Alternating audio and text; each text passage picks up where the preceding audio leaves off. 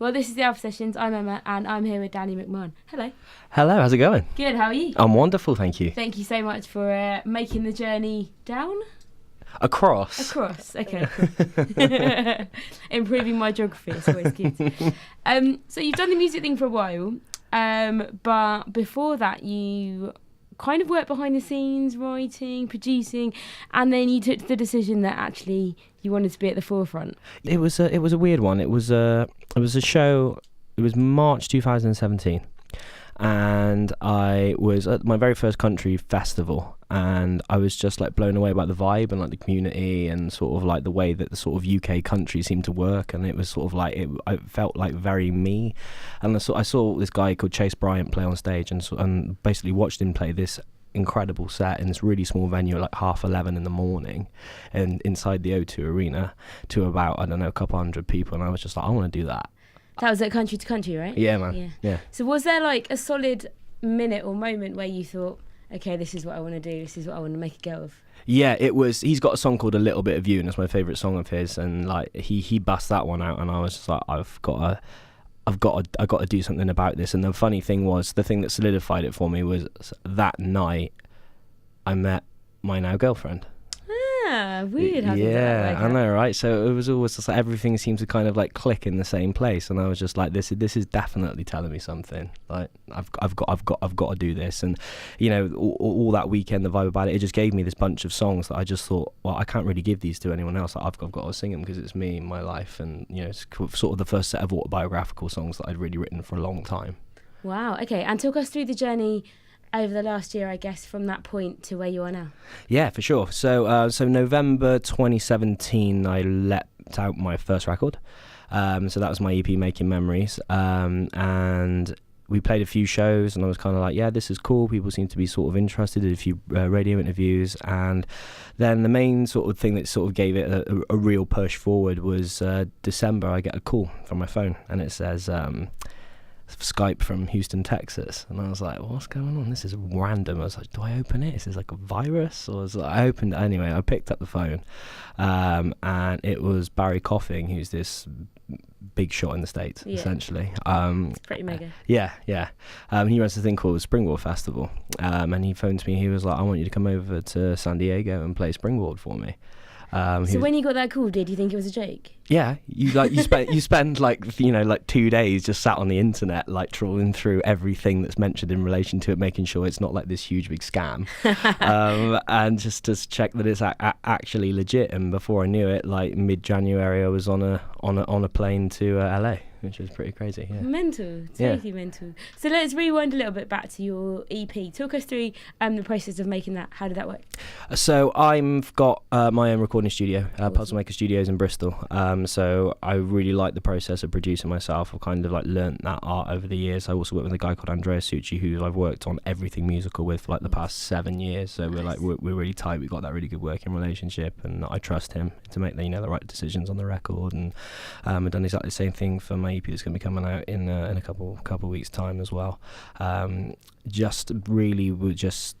was that vibe of being able to do it yourself, make the right decisions that sometimes take a little bit longer. Yeah. Otherwise, when I've worked with producers in the past, you're getting, because it's obviously like it's someone else's money, and you're getting rushed through really quickly, and suddenly you've recorded at this amazing studio and you've met loads of famous people, and suddenly you're like all hyped, and you end up with this thing that you're not quite happy with, which is a bit of a catch-22. I've never heard that side of it before, but that's really interesting. I guess that makes it more real, doesn't it? Yeah, it does, because I happily hold my hands up. Like I said, that you go in and you get lost in the environment sometimes when you go into one of these big time studios, and you're kind of like, I'm gonna be the next whoever. This is awesome. I'm gonna do these tours with X, Y, Z, and you just forget about the music. I think it's easily done. Did you go into the studio with a set idea of what you wanted to sound like, or was it kind of more experiment and see where you end up? I think that's why it ended up being something that people were able to sort of relate to, so they tell me anyway, because I just went in and I just did me. I wasn't trying to get on Radio 1 like I was with my pop stuff before. You know, we weren't doing looking to go on these mad tours and all that kind of stuff. That none of that. We didn't have that pressure from like an outer source sort of trying to warp it and change it into something more commercial per se. It was just like, okay, I've written some country songs. I love this music. I want to record it. Here's what happens. Yeah.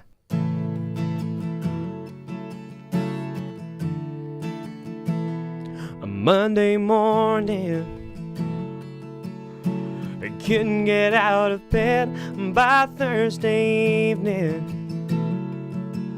I was crying over things she'd said. But by Saturday night, I found something that just felt so right. But we were just two strangers,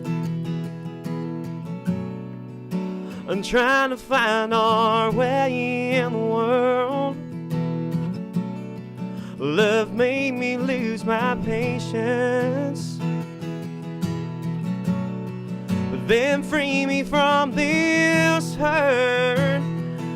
So we danced, kissed, and laughed all night to something that I missed, and that was you. Yeah, you knew just what to do, 'cause you were right and I was wrong all along. That's why I couldn't write a love song. By Sunday evening, everything had changed. Those old memories, I didn't feel the same. And now 6 months down the line, I never dreamed this life could be mine. We were just two strangers, I'm trying to find our way in the world. Love made me lose my patience, but then free me from this hurt. So we danced, kissed, and laughed all night to something that I missed, and that was you. Yeah, you knew just what to do, 'cause you were right and I was wrong all along. That's why I couldn't write a love song. No, I couldn't write, no, I couldn't write a love song.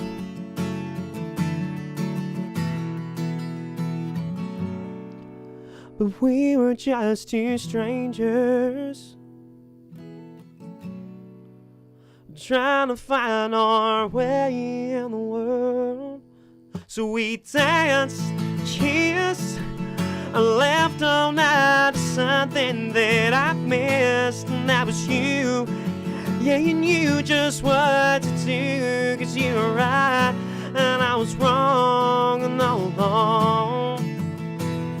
'Cause you were right and I was wrong all along. That's why I couldn't write a love song.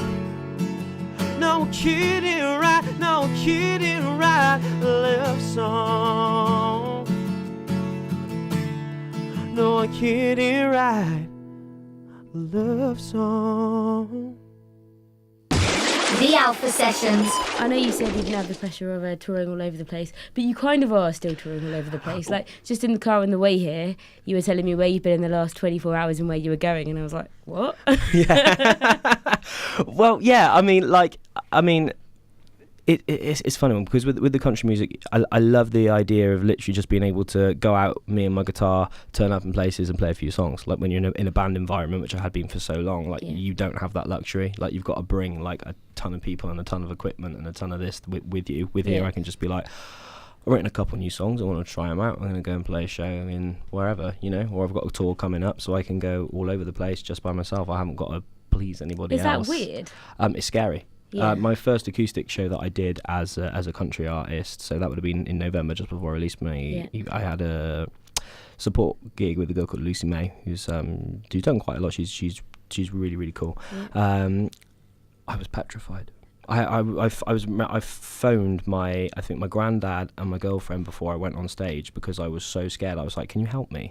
Like, I actually don't know what I'm doing. Like, I don't know where I am. Like, I'm so lost. Like, I genuinely feel like I'm about to walk out on stage naked. Like, because Hang on, isn't that the reverse? Don't they say you need to imagine everyone naked, not you being naked? Yeah, but that's totally how it felt. Like, I wanted to turn around and there'd be a drummer giving me the thumbs up and clicking me in at the start of every song, and there was nobody there. It was just me. And I couldn't get away with like, all right, everybody jump up and down, 1, 2, 3, 4. Like, I had to actually tell people about me and my life and talk about emotions. Was that really strange? Yeah. Absolutely petrified I was. And how far have you come? Because I imagine the more you do it, the easier it is, no? Oh, absolutely. Like, you know, I kind of like it was really weird actually. I was chatting to the guys up in up at Zetland FM about this the other day, and basically I said to him, I was like, I just played a show and I was chatting through and I was talking and I realised the whole room was quiet. There wasn't anyone like shouting over the top of me, and I had to kind of stop for a moment. I actually said to them, I was like, "Oh wow, it's quiet. Like, it's actually quiet. People are actually listening." They were like, "Yeah, we actually want to know about the song." I was like, "That's so cool."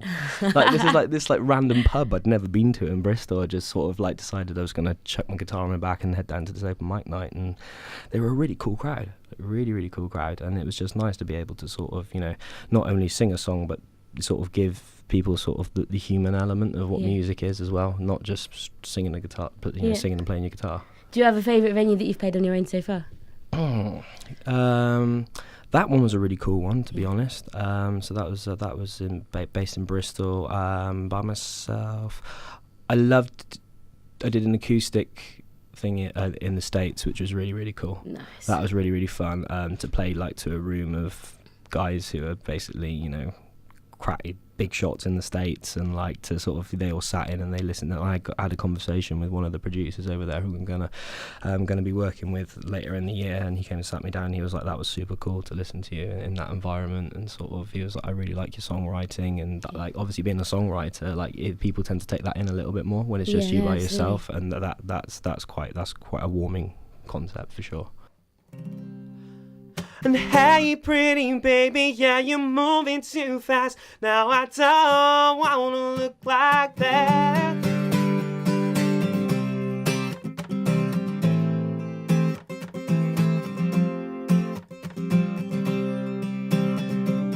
It's 3 a.m., the clocks are scared. You're blowing up my phone again. The city lights keep blinding through my door. Call me in, or call me out. Somehow I end up downtown. Wanna dance again and again. 'Cause I don't really care if it's the blue or the black dress. Gotta bring me to the floor. 'Cause hey, pretty baby, yeah, you're moving too fast. Now I don't wanna look like that. 'Cause when you smile at me lazy, yeah, there's no turning back. Now I don't wanna look like that. But girl, you make me wanna move. You make me wanna move. You make me wanna move. You make me wanna move. I try my best to play it cool. He can dance, she can move. You say it every single time we do. 6 a.m. we get home. She's nothing but a t-shirt on. I'm heading into something I can't choose. 'Cause I don't really care if it's the blue or the black dress. Gotta bring me to the floor. 'Cause I can't run from you, girl, yeah, I know that it's all there. Just lose some sleep and do some more. And hey, pretty baby, yeah, you're moving too fast. Now I don't wanna look like that. 'Cause when you smile at me lazy, yeah, there's no turning back. Now I don't wanna look like that. Girl, you make me wanna move.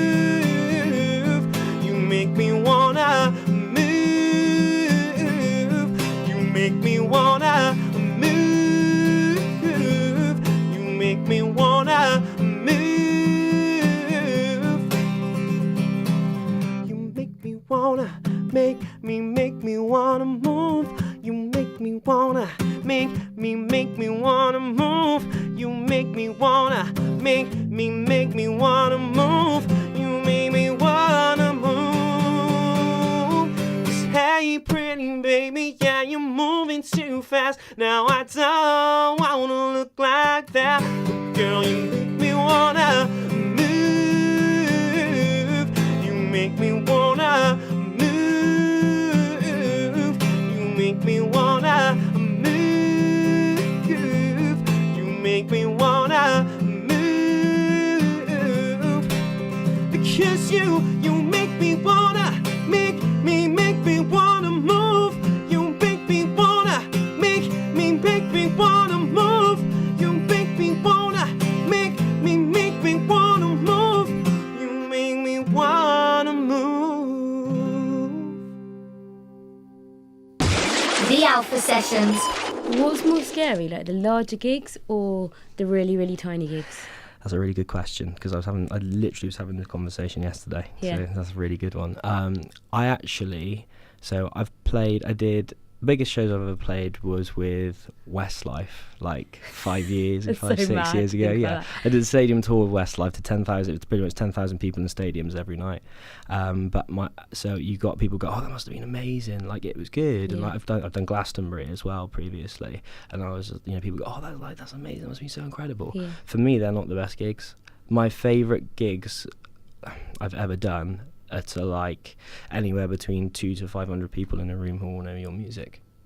Where you come in and like, as I say, it comes from a songwriting part of me as well, Yeah. where I walk in and people like have like an emotional connection to what you've created, rather than coming on as the first support act, 10,000 people not knowing who you are and everyone Yeah. sort of chasing after you, doing, oh, you're the band, after you finish, and then disappearing and never talking to you again. Yeah, okay, You know, I get like that. I really feel like, I'm quite, for a bloke as well, I'm quite an emotional individual. Okay. And the kind of like, and not that I'm a lunatic or anything, but like it's just like I really love that like emotional connection to things. Yeah. When people are like, if you can see that they're genuinely really invested in it, like that's why I write music. It's more engaging, isn't it? I think? Absolutely. Yeah, It's to create that emotional response. That's what it's all about. If you can, change someone's life in some way. I mean, I'm not just saying, something mad, but if it just changed their mood that day with something that you created that's relatable to them, that's super cool. And as I say, the more people that know your music, that's it creates more of a vibe for me when I'm playing live, for sure.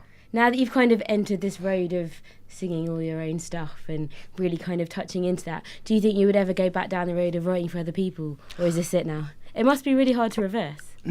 I do both. That's what I mean. I love doing both because it's like it's a completely different approach. Yeah. So it's like, you have people run, but they'll run like a 5K, and then they'll also do like a marathon or half marathon. Yeah, Like that's a good analogy. and it's a similar kind of concept, really. Like it's a totally different experience, and that's cool because like the love that I get out of writing for someone else is someone will come to me, often a singer will come to me and be like, like I feel like this, and I love this music, but I can't do it.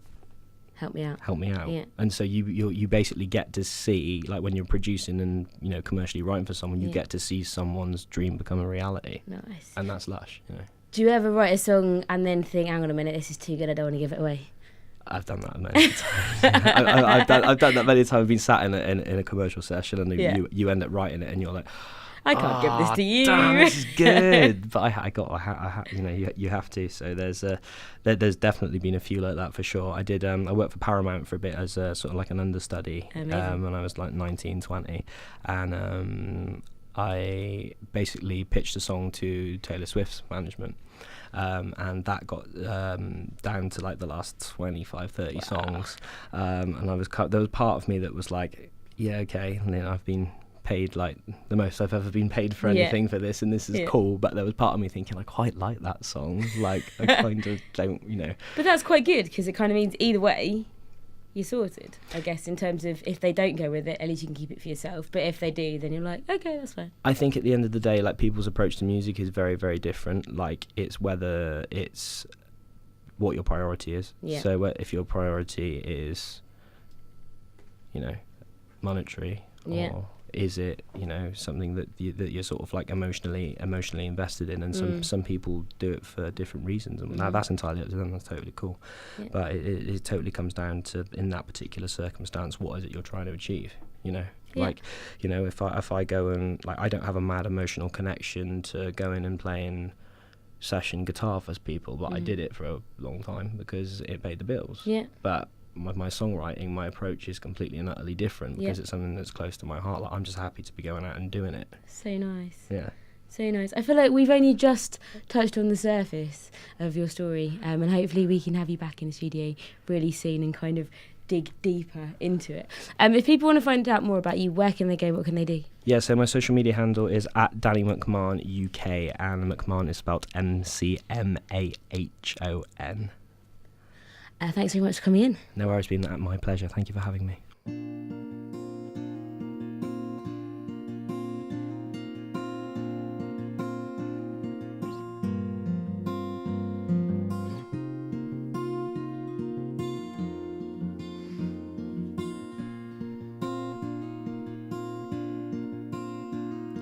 Sleep with my clothes on,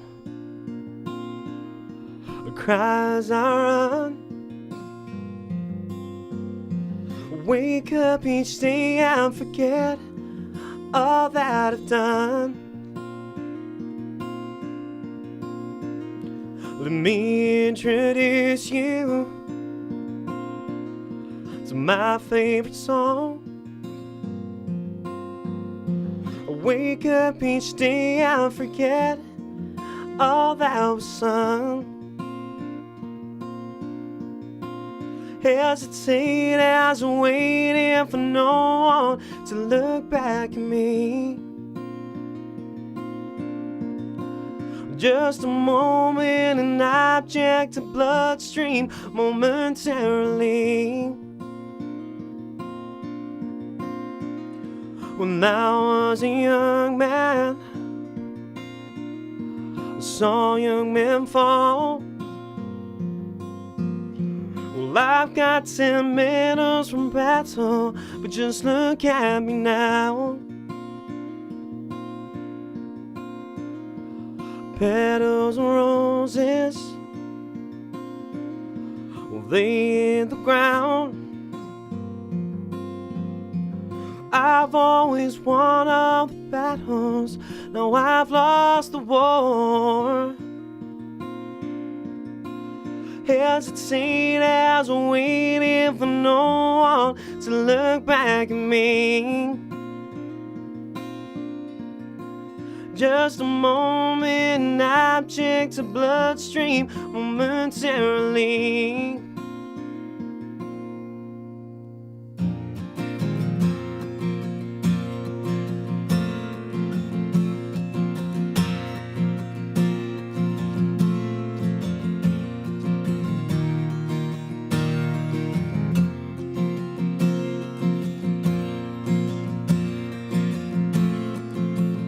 Hesitate as I'm waiting for no one to look back at me. Just a moment, an object, a bloodstream, momentarily. Just a moment, an object, a bloodstream. Yes, a moment, an object, a bloodstream. Yes, a moment, an object, a bloodstream, momentarily.